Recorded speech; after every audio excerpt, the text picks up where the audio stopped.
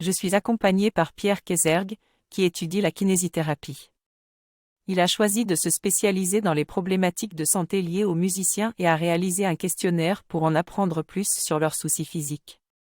Il a également souligné l'importance pour les professionnels de la santé de comprendre la culture et la pratique musicale pour mieux aider les musiciens en détresse. En tant que musicien moi-même, je trouve ce sujet très intéressant et j'apprécie que Pierre mette ses connaissances au profit de la communauté musicale. Je me suis intéressé aux douleurs que peuvent ressentir les musiciens et j'ai cherché à savoir s'il existe une corrélation entre la préparation avant un concert et la présence de douleurs. En comparaison aux sportifs, les musiciens n'ont pas la même culture de l'échauffement avant une performance. Je me suis demandé si certains musiciens se préparent avant une répétition ou un concert. J'ai remarqué que certains membres de groupes musicaux commencent le concert sans s'être échauffés. Pourtant, un échauffement est très important pour les musiciens, notamment pour chauffer leur voix et leurs bras. Pour éviter les douleurs dues aux répétitions et aux concerts à répétition, il est primordial de bichonner les articulations qui sont les plus sollicitées. Il y a également des musiciens qui font du sport en parallèle et qui peuvent être sujets aux mêmes douleurs que les sportifs de haut niveau.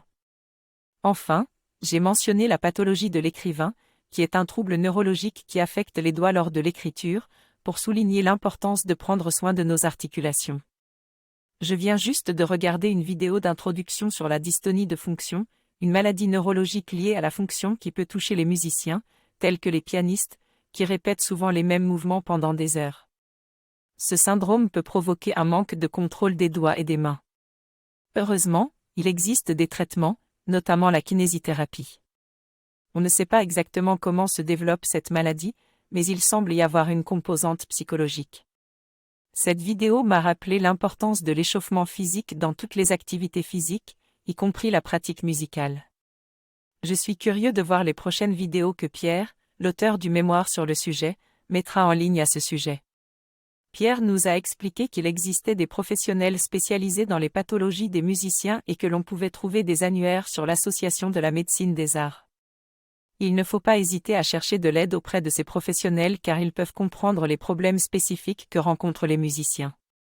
Il nous a également rappelé l'importance des échauffements et de la récupération après l'exercice physique.